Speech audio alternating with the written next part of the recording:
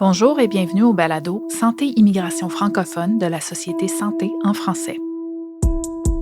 Cette initiative, financée par Immigration, Réfugiés et Citoyenneté Canada, a pour but de renforcer les capacités pour un accueil en santé des personnes immigrantes francophones.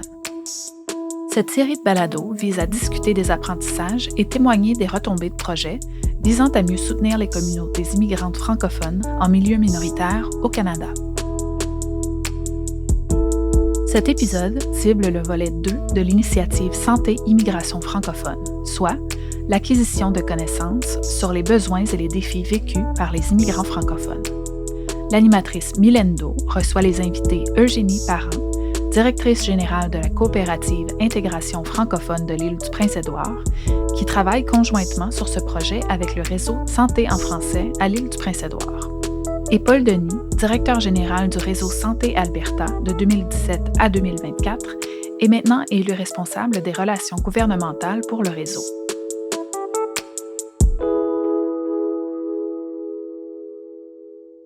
Bonjour Eugénie et Paul, merci d'être ici avec nous aujourd'hui. Je suis bien heureuse de vous accueillir. On sait que les nouveaux arrivants qui arrivent au Canada vivent plusieurs changements, donc je suis très heureuse de pouvoir entendre davantage sur les beaux projets que vous avez mis en place. J'aimerais ça tout d'abord savoir de quel besoin est né votre projet, Paul?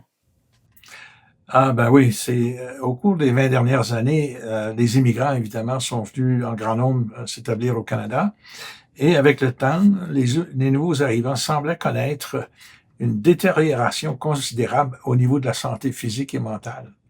Alors devant cette constatation, le réseau santé a décidé de piloter un projet sur l'état de santé des immigrants francophones dans 3 provinces, dont l'Alberta, la Saskatchewan et Terre-Neuve-Labrador, ainsi que les 3 territoires, c'est-à-dire le Yukon, les territoires du Nord-Ouest et le Nunavut. Alors, l'étude a été dirigée par le docteur Boniface Bailly, le chercheur principal, et avec son équipe. Il est du campus Saint-Jean de l'Université de l'Alberta. Alors, l'étude avait pour objectif de déceler les défis au niveau de la santé de cette population immigrante et aussi les moyens utilisés pour pallier les difficultés encourues.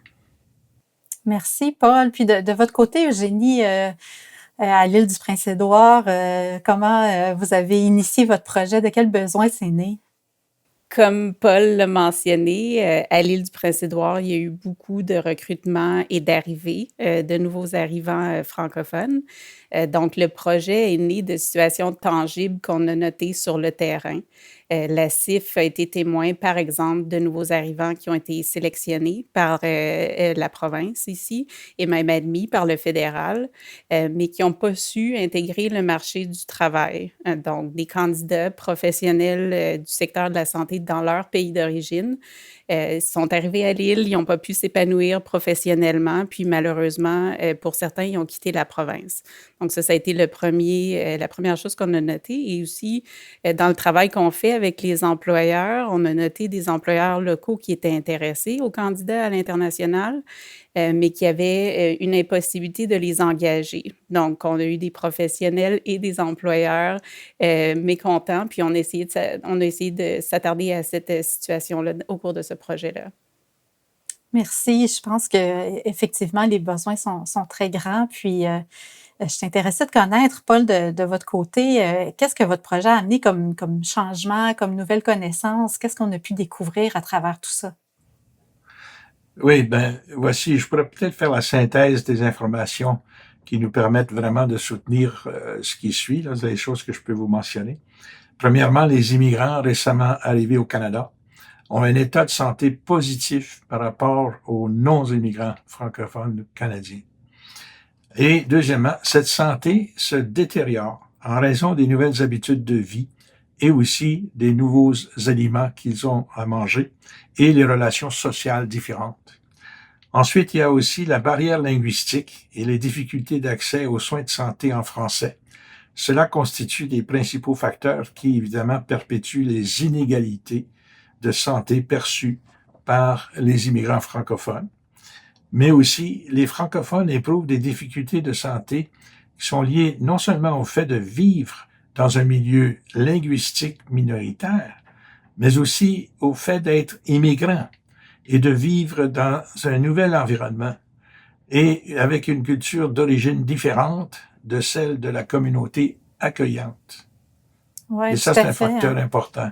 Oui, oui, vraiment. Puis, comme vous dites, ils vivent beaucoup de changements, beaucoup d'adaptations, mais à leur arrivée, leur bilan est positif, leur bilan de santé est positif. Donc, ça veut dire qu'il y a vraiment plusieurs éléments qui changent au cours de leur entrée au Canada, auxquels il faut vraiment porter attention. Puis, je pense que de votre côté aussi, Eugénie, vous avez constaté qu'il y avait un peu une dichotomie entre les différentes sphères de l'être humain aussi quand on parle du côté personnel versus professionnel. Oui, tout à fait. Puis rapidement, on a vu l'importance de briser les silos le plus rapidement possible. Ces situations-là qu'on a notées sur le terrain ont été mis en commun pour bien identifier l'étendue des problématiques qu'on avait devant nous. Le plus rapidement qu'on a pu rassembler aussi tous les acteurs impliqués de près ou de loin à ces problématiques-là, ça l'a aidé.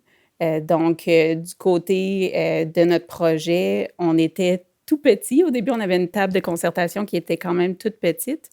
Il y avait seulement le réseau santé, la CIF et le gouvernement provincial qui avaient commencé des discussions. Mais rapidement, la table a grandi au cours des années. Puis les employeurs, les ordres professionnels et le Bureau de l'immigration provinciale aussi se sont joints aux discussions. La table de concertation qui a été mise en place a permis des échanges, évidemment, mais ça a permis d'établir rapidement un parcours de l'immigrant francophone, particulièrement pour les professionnels de la santé.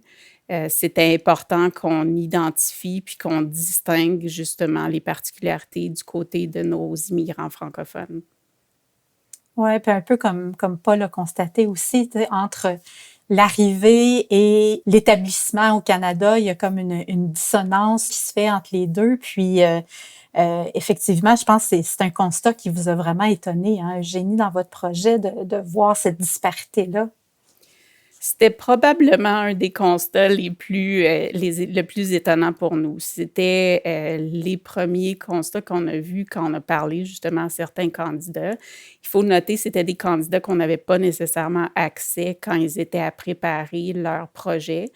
Donc, ce sont des candidats qui arrivaient vers le Canada, qui avaient fait leur dossier d'immigration très bien, mais que pour le dossier professionnel, il n'y avait peut-être pas eu autant, de détails qui avaient été regardés. Donc, la disparité entre les attentes pré-départ et la réalité quand on arrivait à l'île, ça a été là qu'on a noté le plus gros, ça a été le constat le plus étonnant parce qu'il y avait une grande, grande distance. La bonne chose à travers le projet, c'est qu'on a vu que c'était possible d'atténuer ces disparités-là en travaillant le plus tôt possible avec ces candidats-là, si on pouvait les repérer tôt dans le processus, leur donner l'information appropriée, de leur diffuser le fameux parcours de l'immigrant francophone dans le domaine de la santé en particulier, pour qu'on évite ces mauvaises surprises-là. Ça n'enlevait pas tous les défis, ça n'enlevait pas tous les problèmes du parcours, mais ça venait aider les candidats au moins à préparer ce voyage-là puis à mieux se préparer pour l'arrivée. Ça venait également aider les acteurs sur le terrain qui essaient d'aider à l'accueil et à l'intégration. Donc, une fois qu'on voit ce fameux parcours-là, une fois qu'on observe les manquements, on peut essayer de travailler à bonifier ce parcours-là. Oui, puis tu sais, je pense que l'information qui est disponible pré-migratoire et post-migratoire est un peu différente. Tu sais, il y a comme des attentes qui se créent avant leur arrivée, puis après ça, une fois arrivé ici, la vie est pas toujours la même. Puis je pense que Paul aussi, dans votre cas, c'est ce que vous avez constaté, qu'il y avait beaucoup plus d'obstacles prévus qu'au départ, là, de ce qui avait été imaginé dans le processus initial. Exactement. On a vécu essentiellement les mêmes choses. On a fait un constat qui m'a intéressé, moi, ici, c'est qu'il y a beaucoup d'immigrants qui sont en quête de ressources humaines de santé homo-ethniques. C'est-à-dire qu'ils vont à la recherche de personnes thérapeutiques d'une même origine ethnique. Alors, la raison pour ça, évidemment, il y en a plusieurs, mais c'est les difficultés de communication au départ avec les services de santé. et aussi le manque d'intégration culturelle et sociale, et aussi les obstacles qu'on appelle systémiques aux soins de santé. Les obstacles financiers, bien sûr, et les obstacles aussi liés à la culture et au genre. Mais il y a un consensus aussi qui se dessine chez les immigrants, autant chez les immigrants que chez les professionnels de la santé, c'est-à-dire le phénomène circadien. Et ça veut dire qu'il y a insuffisance de lumière du soleil pour ces gens-là. Et ça, c'est responsable pour l'amoindrissement du taux de vitamine D comparé dans le corps, évidemment, des personnes venant des pays tropicaux. Évidemment, cela a des conséquences physiques et émotionnelles pour les immigrants qui sont en diminution de la vitamine D en raison de cette absence du soleil auquel ils ne sont pas habitués.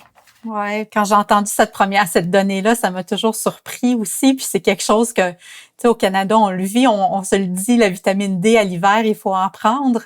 Mais on voit d'autant plus l'impact et ces besoins-là. Donc, je trouve ça intéressant, Paul, que vous avez constaté tous ces éléments-là, dans le fond, qui sont importants à regarder, tu sais, l'être humain dans sa globalité. Tu sais, il y a l'arrivée, il y a les attentes, puis ça ramène un peu au projet d'Eugénie aussi, de regarder le côté professionnel, les attentes par rapport à est-ce que je vais trouver un emploi en arrivant au Canada, puis comment le côté personnel aussi vient en lien avec ça.